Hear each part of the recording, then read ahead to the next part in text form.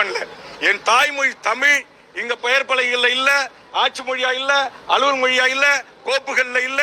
இங்க வரலாற்று அதிகாரி வந்து உயர்துறை அதிகாரிகளா செயலாளரா காவல்துறையில வந்து உட்காந்துக்கிட்டு இங்க டைரக்ட் எஸ்ஐக்கு நான் தமிழ் வழியில படிச்சவனை எடுத்தானாக்கா அவன் உயர்நீதிமன்றத்தில் உச்சநீதிமன்றத்தில் வழக்கு அபிடோட் தாக்கல் பண்றதுக்கு தகுதியானவன ஆங்கிலத்தில் அவனால பண்ண முடியாது. அப்ப நாங்க தமிழ் வழியில படிச்ச தமிழர்கள் நாங்க எங்க போறது? நீ வாடா என் தமிழை கற்றுக்கிட்டு என் நாட்டில் வேலை செய்ய.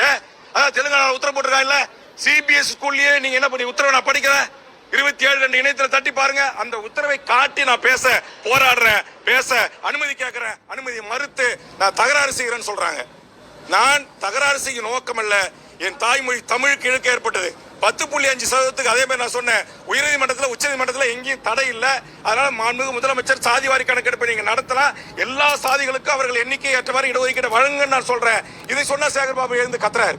எதுக்கு எடுத்தா நீனே எழுந்து பேசுற? நான் கேட்கிறேன், அங்க அந்த பக்கம் துணை முதலமைச்சர் உட்கார்ந்து இருக்காரு, இத்தனை அமைச்சர்கள் இருக்காங்க, யாருக்கும் வராத கோபம் ஏன் சேகர் பாபு வருது? என் தாய்மொழியை குறித்து நான் பேசுவதில் உங்களுக்கு என்ன பிரச்சனை? என்ன பிரச்சனை உங்களுக்கு சேகர் பாபு அவர்களே? என்ன பிரச்சனை? 10.5% சாதி ஒதுக்கீடு இடஒதுக்கீடு உச்சநீதிமன்றத்தில் தடையில்லைன்னு சொல்றது உங்களுக்கு என்ன பிரச்சனை? சாதிவாரி கணக்கெடுப்பு நடத்தி தமிழ் சாதிகளுக்கு அவர்களுக்கு எண்ணிக்கை ஏற்றவர்களுக்கு இடஒதுக்கீடு கொடுக்கின்றதுல உங்களுக்கு என்ன பிரச்சனை? என்ன பிரச்சனை? இங்கே மொழி வழி சிறுபான்மையினராக இருக்கக்கூடிய எல்லா மக்களுக்குமாகத்தான் நான் சாதிவாரி கணக்கெடுப்பு நடத்துறேன்.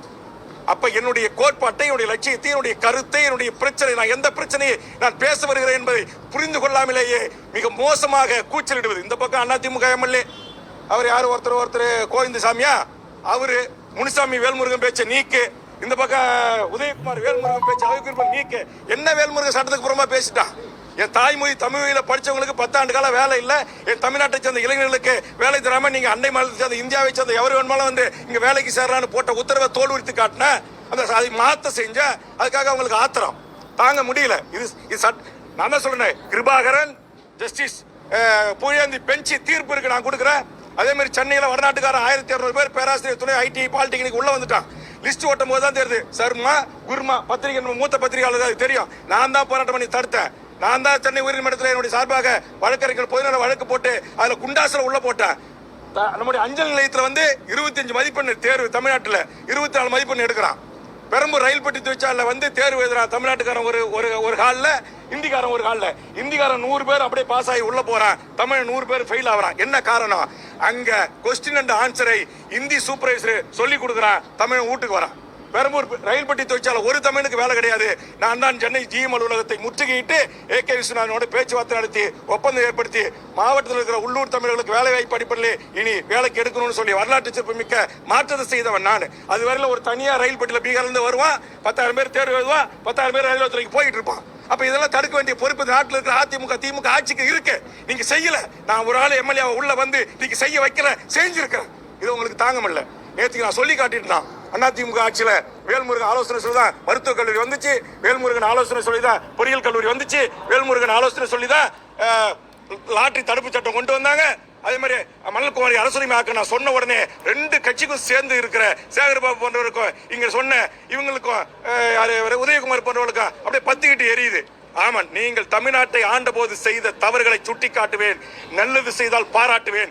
எவருக்கும் எப்போதும் நான் அடிபணிய மாட்டேன். என் உயிரை விட மேலான என் தாய்மொழிக்காக என் குரல் ஓங்கி ஒலிக்கும். நீங்கள் பேரவைத் தலைவர் சட்ட ரீதியாக விதி ரீதியாக என்ன நடவடிக்கை எடுத்தாலும் அதுக்கு நான் கட்டுப்படுறேன்.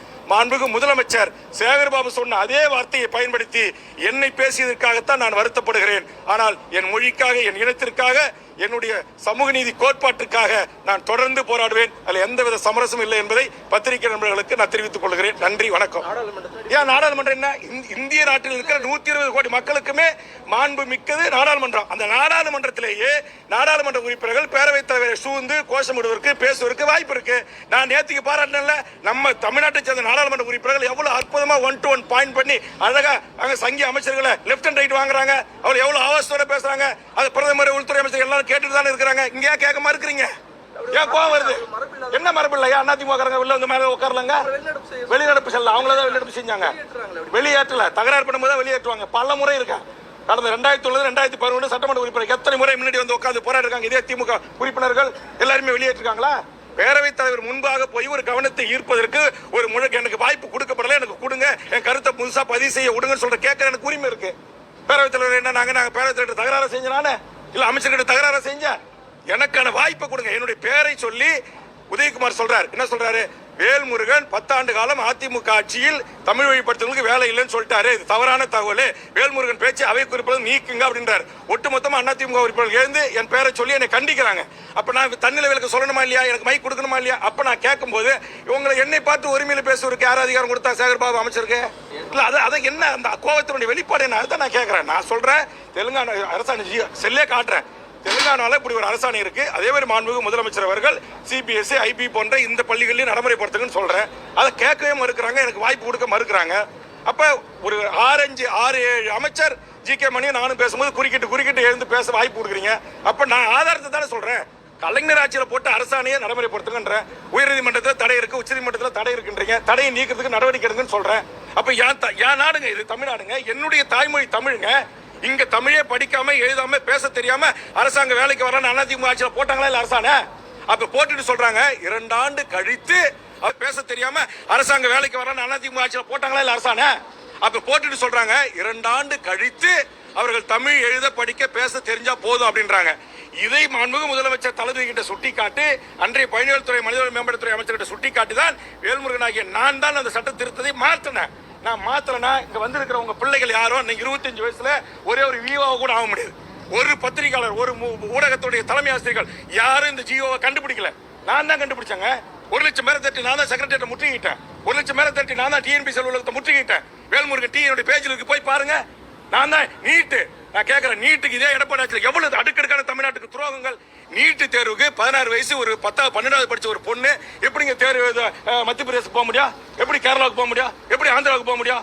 ஏதுனாங்க இங்கிருந்து 1000 பேரோட போய் அண்ணா நகரில் இருக்கிற தென்னிந்தியாவுக்கான இணைக்கூட நீட்டு அலுவலகத்தை முற்றுகிட்டு கொஸ்டின் பேப்பரை கைப்பட்டு அங்க பேச்சுவார்த்தை நடத்துறேன்.